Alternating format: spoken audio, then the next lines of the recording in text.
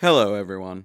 You know, I don't often get to cover viral moments on this show, and at the pace I'm going, I may be severely late to this party. But there was a hit music video earlier this year that I really wanted to discuss. Well, hit seems like a little bit of a stretch, but let's just say that it got passed around a lot.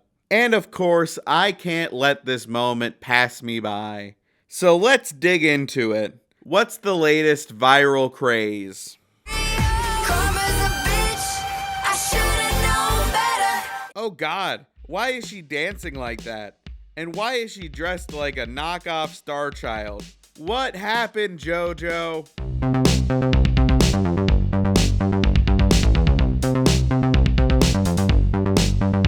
Hey everybody, my name is Jojo Siwa, and this is how it went down with my new song and music video, Karma. The song Karma's a Bitch was written in 2012 by Desmond Child, Tim James, and Antonia Armato, founding member of Rock Mafia. Due to Armato's past work with Miley Cyrus and this Twitter exchange from 2012, TikTokers are convinced that this song was written for Cyrus, but her Disney contract wouldn't allow her to say the word bitch. I don't know how much I actually believe this, but I wouldn't be surprised. Disney ruins everything. But you know who did record it? Singer and former dance daughter Jojo Siwa. You see, Siwa wanted to make the transition from child star to adult musician, and the easiest way she could picture doing that was by singing a song with the word bitch in the title. The B word. He would use the B word a lot. He would say, yo, B word, yay, science, B words. And also, she wanted to create a whole new genre. When I first signed with Columbia, I said I wanted to start a new genre of music. And they said, what do you mean? And I said, well, it's called Gaypop. And they were like, what's that? And I was like, it's like K-pop, right? But it's gay pop. Okay, let's see how this gay pop starts. If you thought the song was head turning, the music video, that's the head turner. We do a long and dramatic zoom into a small atoll, finding Jojo Siwa dressed in her best goth demon attire. We then cut to a yacht, where Siwa is decked out in all white and about to make out with everybody. This is to mark the beginning and end of her transformation into an adult, trading the innocence of all white for this gay monster outfit. Now, of course, I'm no former child dance prodigy, but I feel like if I was trying to hide a cut in the middle of what seems like a simple dance move, I would maybe choose a different angle and make it not so obvious. Anyway, she jumps off the yacht. This is the end. She rises out of the water like Martin Sheen in Apocalypse Now, crawls onto the beach with her sea demon horde in full glitter bodysuit, and then debuts the world's worst dance move. It looks like somebody filmed a normal move and then cut half the frames out.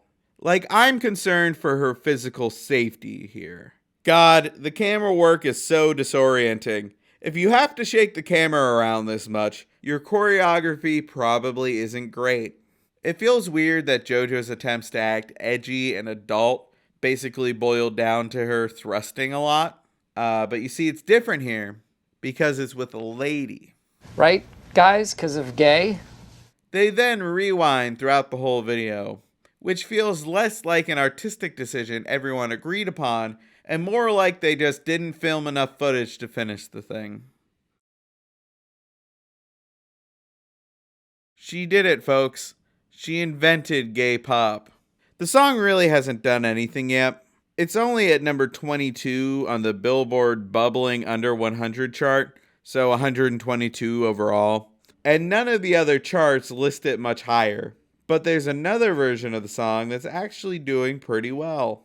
You see, when the writers of the song were shopping it around in 2012, they actually sold it to another former child star, Britt Smith. She cut a demo of the song the next year and planned to release it on a then upcoming album. But when her single Provocative, Heidi High, featuring will.i.am, underperformed, she shelved the rest of the project and stepped away from a recording career. So it's a shock to me that it's got a new life, which is amazing. But yeah, with Rock Mafia back in the day, it was supposed to be my first single. Things changed and I went with Provocative instead, and shouldn't have done that really. We should have gone with Karma. That was my first choice, but label things got in the way and I kind of was led in that direction, and we went with Provocative, and then I left the industry after that.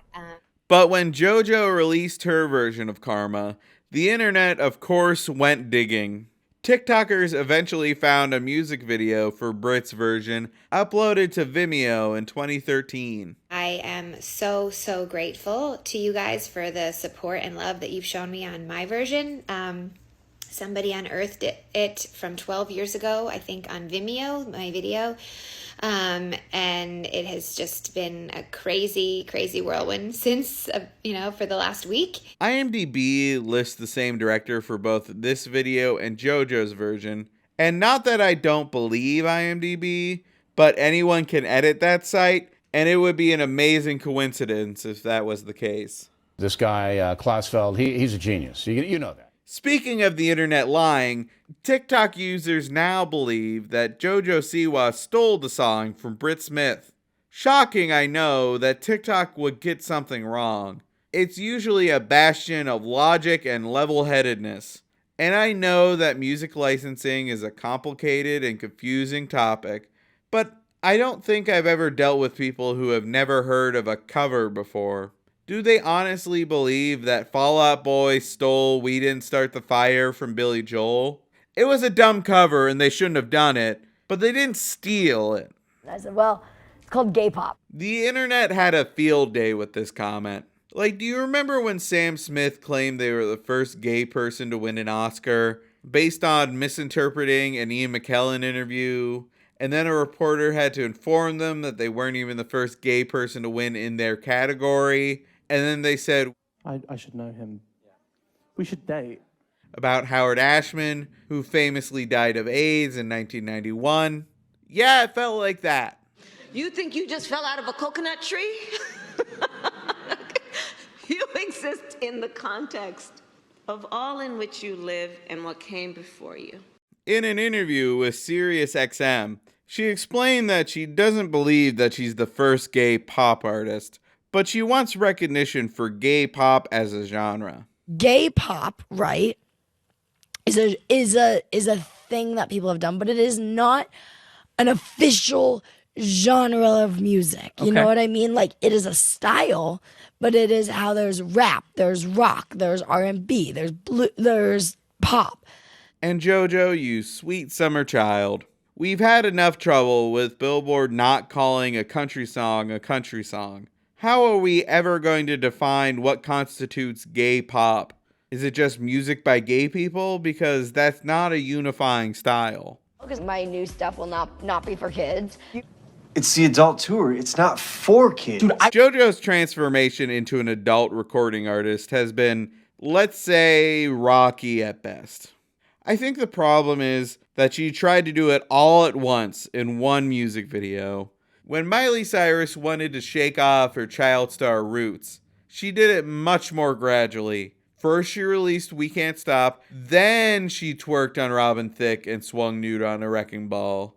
JoJo decided that her one music video would be the long and short of her transformation, which is especially odd considering that she hasn't stopped wearing her old outfits. Miley stopped playing Hannah Montana.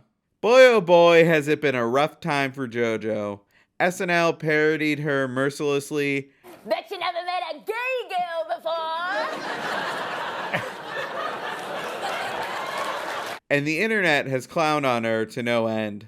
Which is, I guess, what I'm also doing, but in a more thoughtful and dignified way. You know, with a touch of class on it. I have people skills.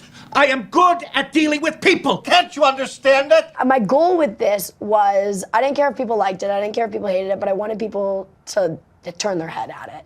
And I wanted people to talk about it. Whether people like Karma or don't like Karma, they sing it. Thanks for watching, everyone. This is my first and hopefully only turn as an internet drama channel. But you should still like and subscribe because I put out a whole lot of these deep dives. If you know of a terrible music video you'd love to see me cover, drop it in the comments. And as always, I'll see you in the next one. Hello everyone. I know it took a little bit longer than usual to make this video, and in the time that I was editing this, Jojo Siwa has come out with 2 new songs and a new video. So to make it up to you, I'm going to react to the new video as well. Ooh. Although, I don't really know who would have been tricked by Guilty not being on. Like, who looks at something called JoJo's Pleasure House and doesn't automatically understand what's happening? It now looks like she's trying to be Lady Gaga in addition to trying to be Miley Cyrus, and neither of them are working. Guess who just got gacked? Okay, now we finally have an explanation as to why JoJo was dressing as a glittery construction worker for months. It's not a good explanation, but it's an explanation. Also, I'm pretty sure you guys are committing several OSHA violations right now. At this point, Miley Cyrus just needs to sue for copyright infringement. Like, please put an end to this madness for everybody's sanity. Do you think JoJo understands that putting Catholic imagery into these situations isn't new or shocking, and pretty much hasn't been since Like a Prayer came out? Like, you're not doing anything new. Please stop embarrassing yourself. Doesn't anyone notice this? I feel like I'm taking crazy pills!